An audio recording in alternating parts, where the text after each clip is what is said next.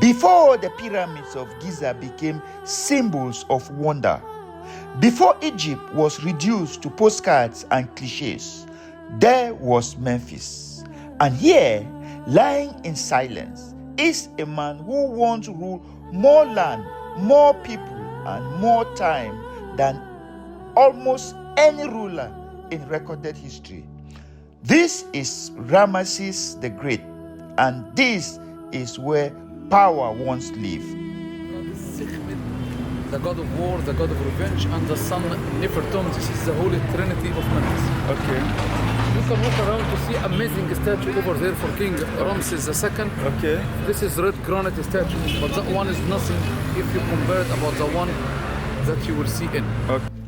The first thing you notice is the scale, not because it is standing, but because it no longer needs to. Even lying down, Ramesses dominates the space. This statue once stood over 10 meters tall, carved from limestone, erected not in a temple, but in the heart of Egypt's administrative capital. This was not art for worship alone. This was political architecture. You don't stumble upon a statue like this by accident. It was meant to be seen, meant to be remembered, meant to be announced. You have entered the presence of empire. Ramesses II ruled Egypt for nearly 67 years, a reign so long that generations were born, lived, and died knowing no other king.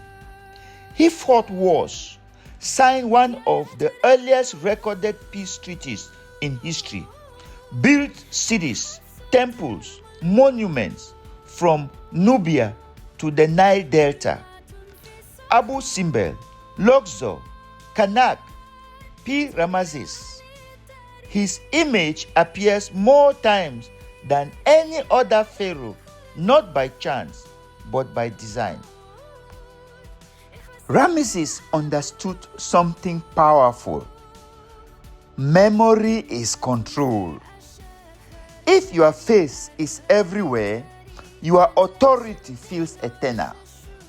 Memphis was not a ceremonial city. It was a walking capital. This is where laws were enforced, where grain was counted, where armies were organized, where taxes were flowed. From here, Egypt was governed. Saqqara, just beyond this ground, was the city of the dead. Memphis was the city of the living. And this statue stood as a gatekeeper, a reminder that governance had a face, and that face belongs to Ramesses. Today, the statue lies broken, weathered, silent, but in its time, it spoke loudly to merchants, to soldiers, to diplomats from distant lands. It said, this state is ancient, this power is organized, this authority is unquestioned. Empires don't survive on weapons alone. They survive on belief. And statues like this help manufacture that belief.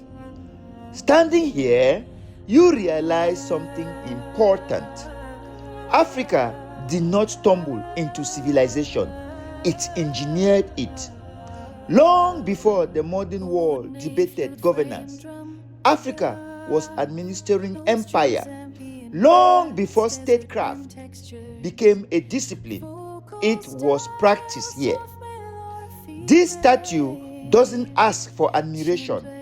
It demands understanding. Because if we misunderstand places like Memphis, we misunderstand ourselves. But that one when we found it, it was in a swamp. It was like laying face down like that when the Italian guy is named Giovanni. Yes. In 1821, we found it like that. Look, Okay. it was like that. was in a swamp, and Yes. Italian guy Giovanni, as I told you. That's why the people here they say the crocodile statue because it was in a swamp. Swamp, okay. Yeah. It's the same like the one at the main entrance of the Grand Museum. Yes. Almost like more than like 80 tons.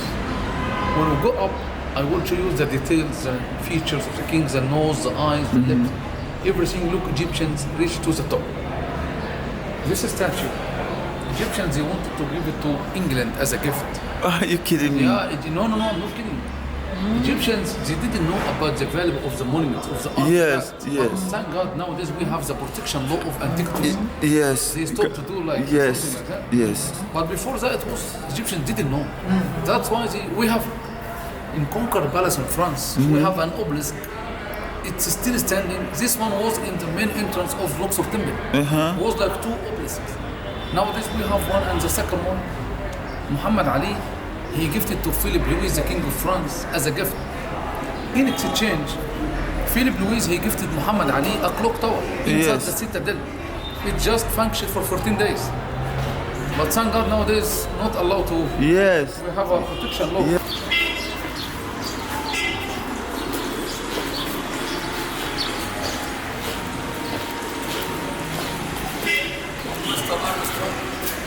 This is the cartouches of King Ramesses II. We have a lot of Ramesses in Egypt, but Ramesses II Second, is the second. Ramesses the Great.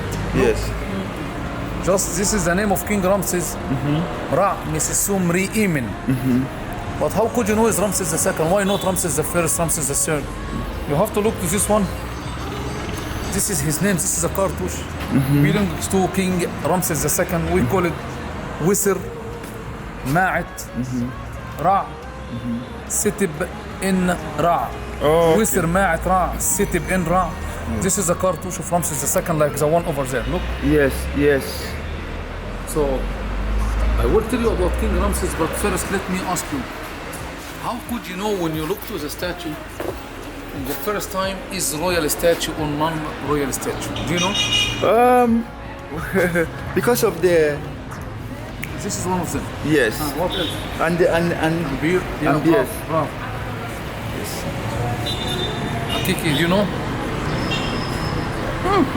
can you guess? Look. Ramses II, he used to represent with the full royal signs, Yes. such as the crown of Upper Egypt, Yes. the crown of Lower Egypt, or double crown to tell you I am king of two lands. I am Yes. king of Upper Allah. Yes. The cobra or the oryx. Okay. To protect the forehead of the king. Okay. The cobra. Yeah. The royal nemesis. That one, the royal nemesis headdress. Okay. The false beard. But there is a difference about the straight beard and the curved one. Okay. This is the living form. When you see any king with his beard is curved, Yes. this is the dead form of the king. Okay. Even the arm, if they are crossed like mummy representation, we call Yeah. it the Osiris form. This is the dead form of the king. Okay. But this is the living. Okay.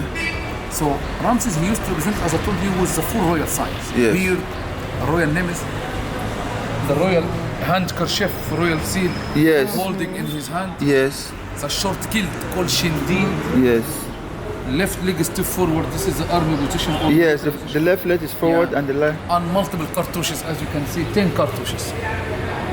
Ramses, he ruled Egypt almost 66, 67 years. Wow. Yeah. He worshipped in his temple, Abu Simbel temple in Aswan, one of the greatest temples in Egypt, called the Abu Simbel. He worships it. This field journal is part of a larger journey.